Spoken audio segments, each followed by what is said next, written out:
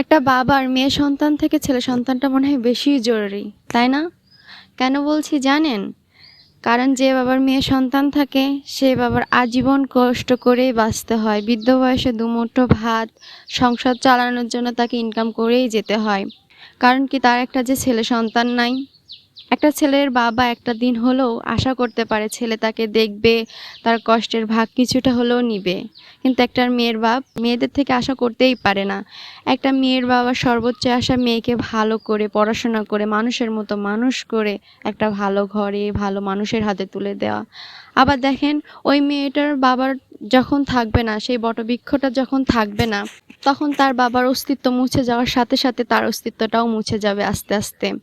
ওই চিরচেনা বাড়ি ঘর এলাকা সবকিছু তার কাছে একটা অদৃশ্য হয়ে যাবে।